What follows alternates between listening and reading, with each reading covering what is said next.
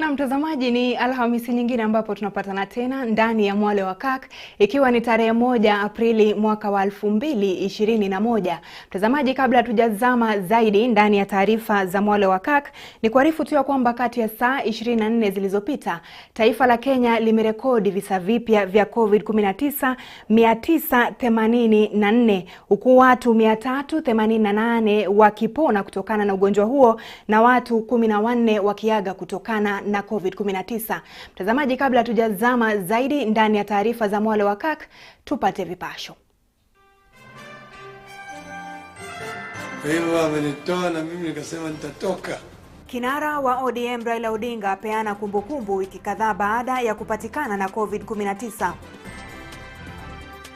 That's why I asked my brother also to accompany me today. Tutakuarifu ikiwa handshake baina ya Raila Odinga na Rais Uhuru Kenyatta bado iko imara. Age 16 na 17 wamefanya nini? Wamedifailiana. Afueni kwa kina mama wachanga baada ya kupata msaada wa kuwalea wanao.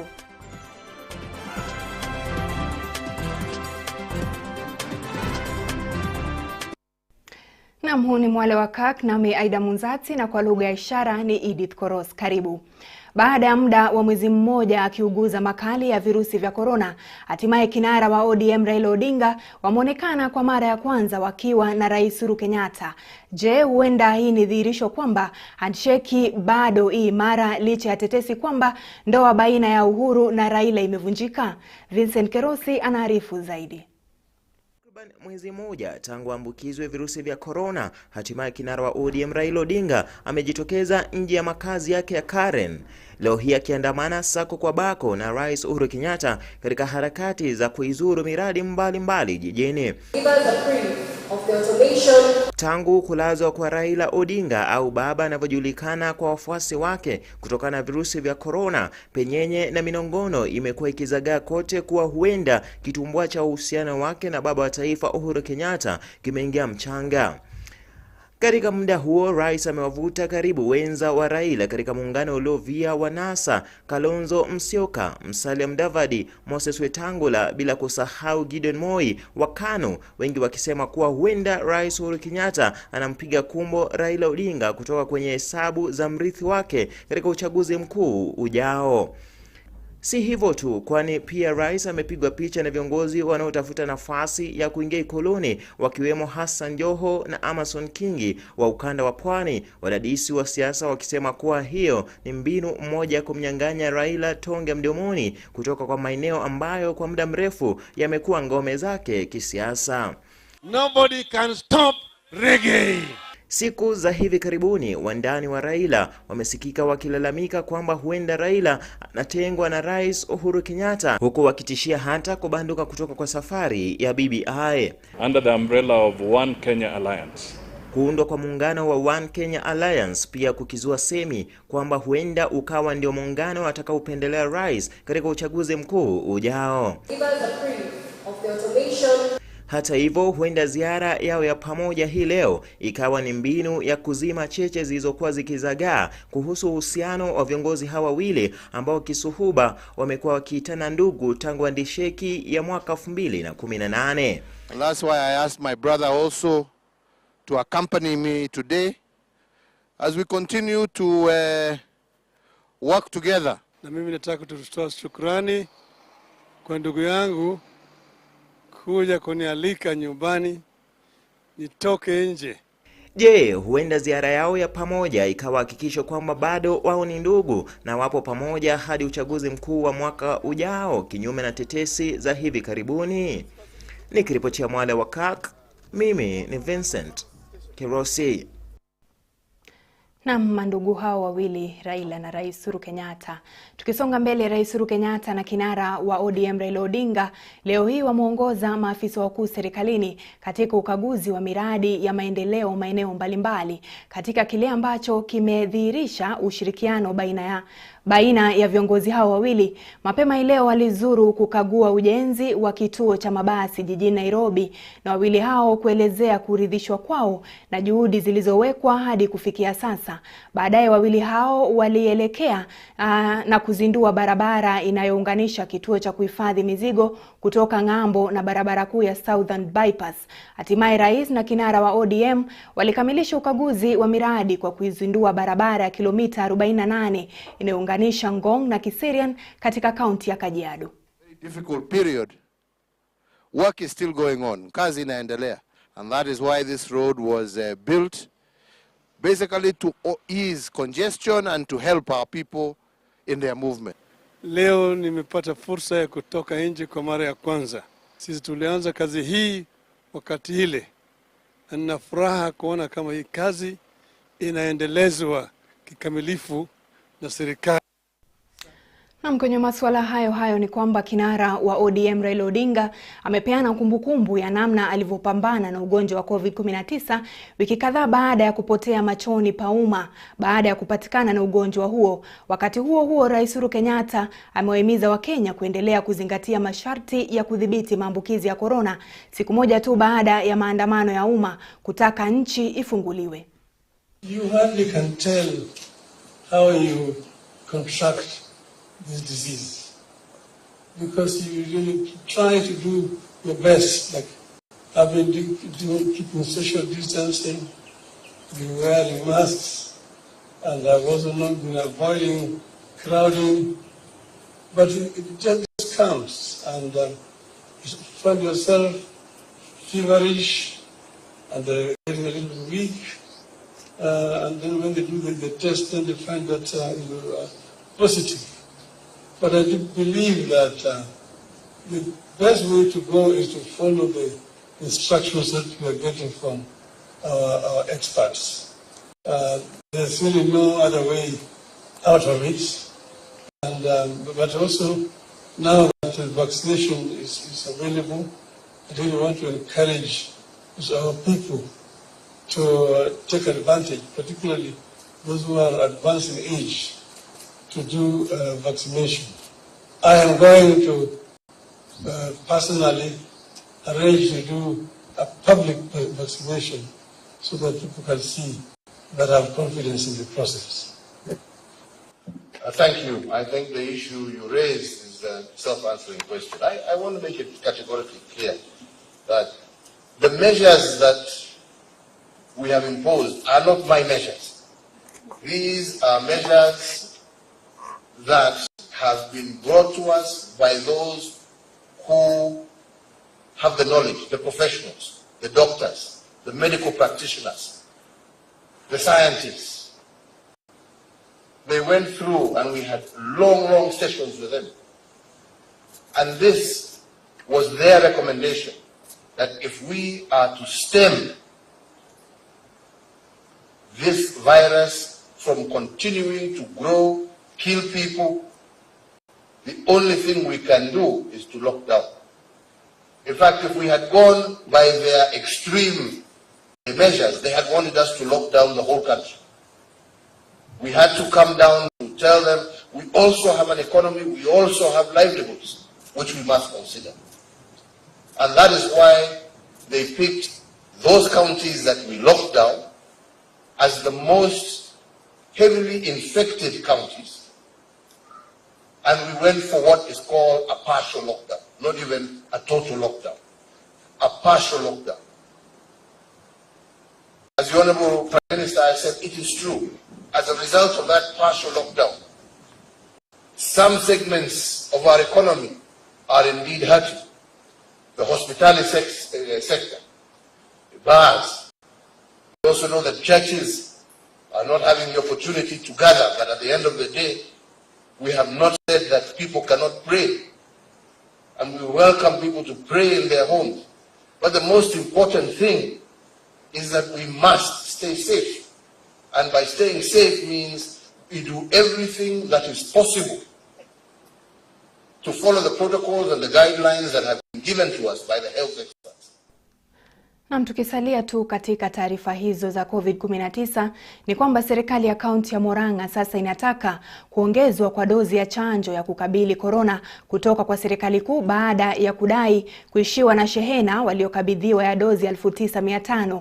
Kulingana na afisa msimamizi wa huduma za afya katika kaunti hiyo Joseph Mbai, ni kuwa hadi kufikia hii leo wakazi wamejitokeza kwa wingi kupata chanjo dhidi ya korona na kutaka hatua ya haraka kufanyika kwa serikali kuu kuwasilisha dozi zaidi. Kadhalika Mbai amekariri kuwa hakuna malipo yanayotozwa wakazi kwa kupata chanjo hiyo dhidi ya COVID-19. Na ile chanjo imebaki ni kidogo sana. Tulianza na awamu ya kwanza ya kudunga wafanyikazi wa idara ya afya. Tukarudi tukaingia awamu ya pili ya kudunga walimu na askari, na sasa hivi tuko kwa wale wazee ambao wako na miaka 58 kwenda juu ambao ni wengi sana. Kwa hivyo ningeomba serikali iangalie masuala ya hii chanjo ili tupate kwa wingi, kwa sababu kama hapa Murang'a wale watu ambao wana miaka 58 kwenda juu ni zaidi ya 300,000. Kwa hivyo hiyo tumepewa ni kidogo sana na hata haiwezi kufikia watu wote. Na mtazamaji, ni wakati wangu na Edith Koros kupumzika, lakini kwa muda mfupi tu tutarejea.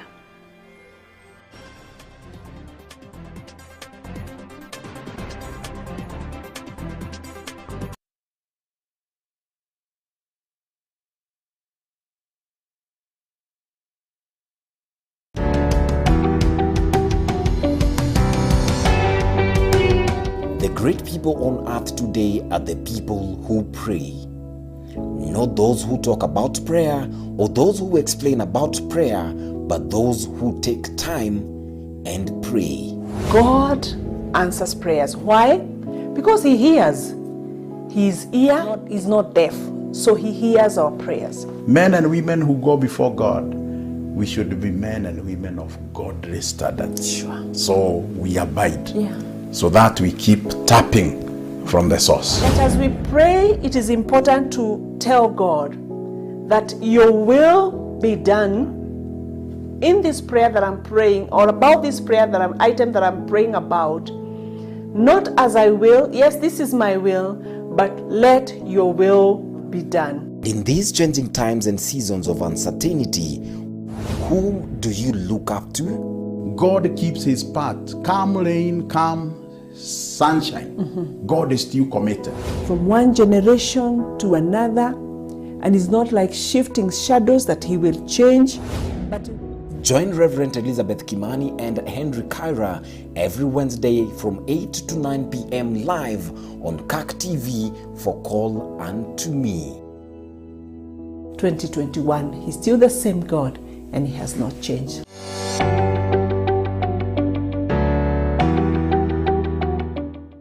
Experience Christian television like never before. What are we called to do to transform the world, to make it more Christ-like, and ultimately to Christianize? We are Christian professionals placed by God in our different spheres. Kirk TV brings you news. Ulimwengu unabadilika kwa kasi na kila dakika ya siku kuna jambo unalopaswa kujua. Economic. Ni mmoja tu wa wanabiashara ambao tumezungumza nao mtazamaji. Health. The egg from Kenyan chicken is very good and people know that. Be rest assured that health is wealth. Faith, as well as national issues programs to nourish your heart, mind and soul. We can bring the change that we desire in our country. We look into political and governance matters and current affairs matters with a third eye. We are called to multiply disciples.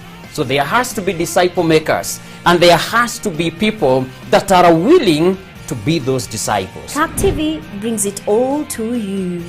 God bless you.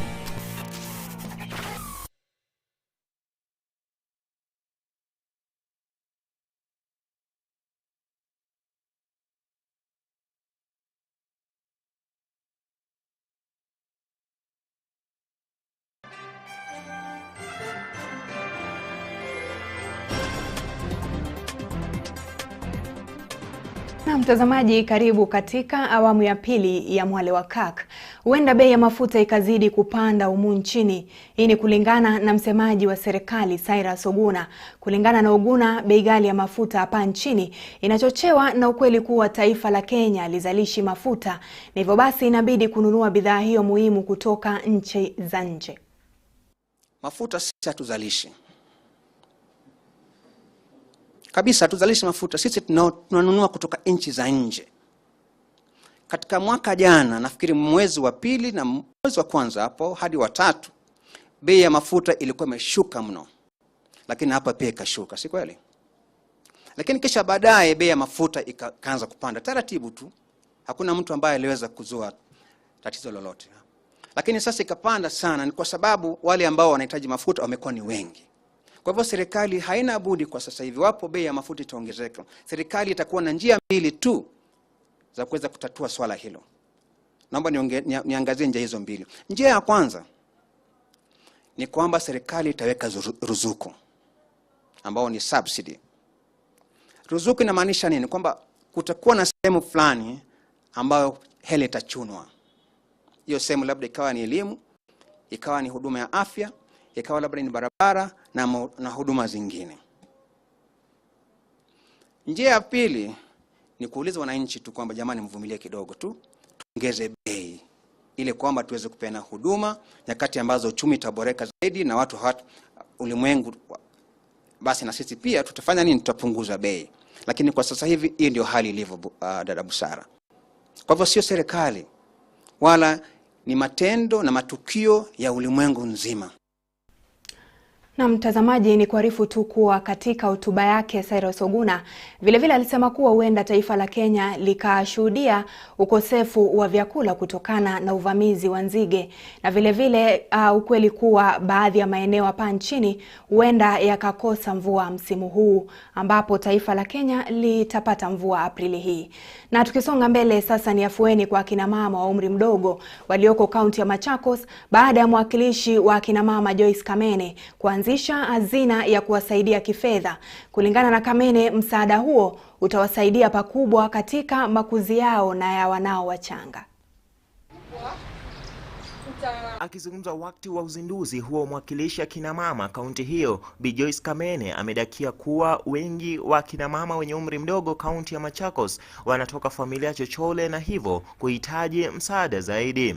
Teenage pregnancy remains a threat to girls' education since it mostly accumulates in dropping out of school and marriage. With the problem much graver in low-income nations like Kenya, adolescents' mothers find it hard to go back to school after giving birth. Hii ni baada ya takwimu kudhihirisha kuwa tangu ujio wa corona, kaunti ya Machakos imerekodi matukio zaidi ya 4,000 ya ujauzito kwa wasichana wenye umri mdogo.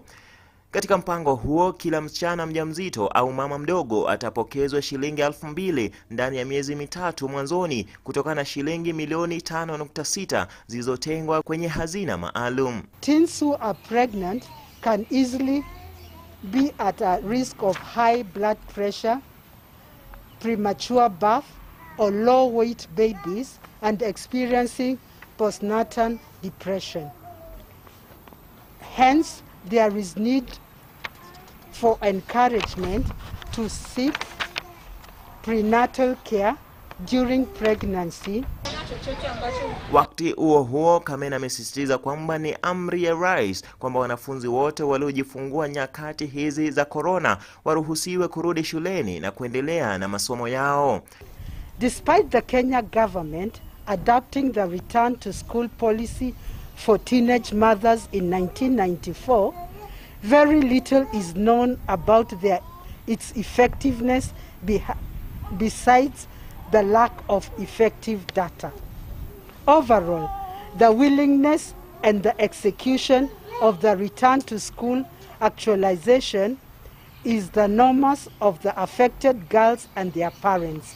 Otherwise, return to school for teen moms is allowed.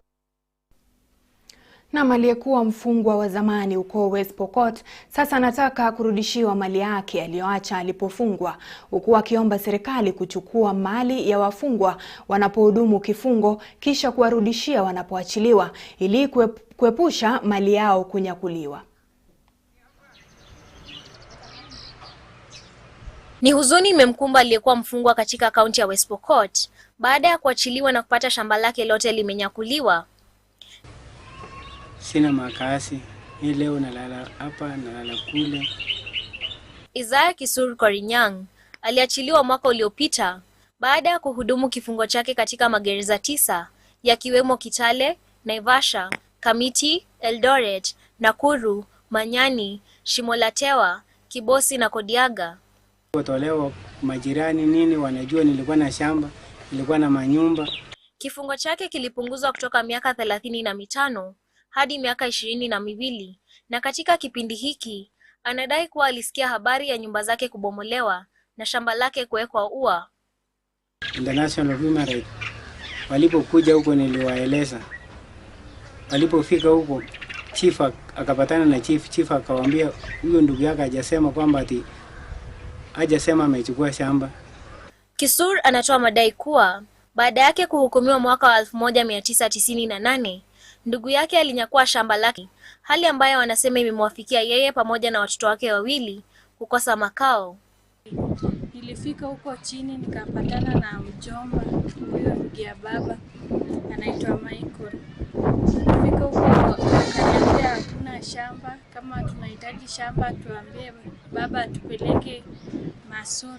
Baada yake kuachiliwa, Kisur anaeleza kuwa alikaribishwa na wakazi pamoja na serikali katika kijiji alichokuwa anaishi, ambao wamekuwa wakimpa malazi na chakula. Ukienda kulala kwa mtu leo kama mgeni, kesho nyingine anakuangalia na jicho ambao wewe unaona tu mtu amechoka na wewe tayari sababu ya maisha, ugumu wa maisha wa kisasa. Ingawa alipata ujuzi wa kupaka rangi pamoja na ule wa mauzo, Isaiah Kisur anasema kuwa amekosa njia ya kujipanga na kutumia ujuzi huu kupata mapato. Hiyo barasa ya wazee hiyo ya land committee alikuweko huko, alisikia. Sahii chief ananiambia nisonge mbele nitetee shamba yangu, na nimeenda kwa dio lakini sijapata usaidizi mpaka sahii.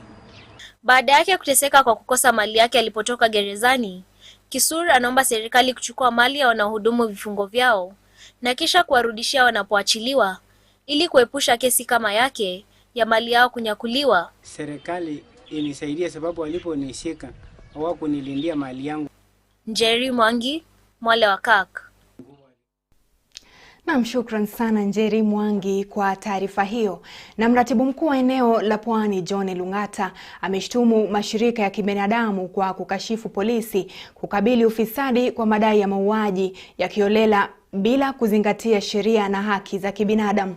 Lung'ata amesema kuwa idara ya usalama hazitahusika katika cheche za maneno na mashirika hayo, badala yake watazidi kupambana na uhalifu. Jumamosi wiki jana, polisi walitekeleza operesheni iliyopelekea kuuliwa kwa watu 5 ambao polisi walisema walikuwa ni majambazi sugu ambao wamekuwa wakiwahangaisha wakazi wa kaunti ya Mombasa. Mashirika ya kibinadamu eneo la Mombasa yamejitokeza na kukashifu operesheni hiyo, wakidai kuwa polisi waliwaua watu wasio na hatia.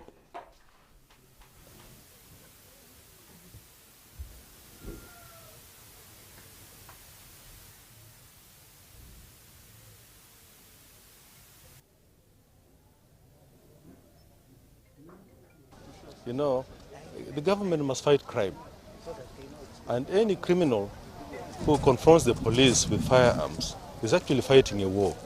And police will not watch to see this person harming them or harming others. You know, the police are allowed to use firearms in such instances where their lives are threatened or where the lives of people that they are protecting are threatened by somebody who is armed. When crime happens and police are slow to act, or they come when the event has happened, the incident has happened, and they are unable to get the culprit, we heap all the blame on them. But when the police are decisive in fighting the enemies of the Republic, people who hate society and who want to harm it, then we call them all sorts of names. Why can't we have a sense of, of love for our police? Na mtazamaji, taarifa hiyo inatukamilisha taarifa hizi za Mwale wa Kirk. Tupatane tena hapo kesho ambapo nitakuwa nikikuletea taarifa za Mwale wa Kirk kwa niaba ya mwenzangu Cornelia Somse. Na kutakia mwezi mzuri wa Aprili. Jina langu ni Aida Munzatsi na mwenzangu kwa lugha ya ishara amekuwa ni Edith Koros. Alamsiki.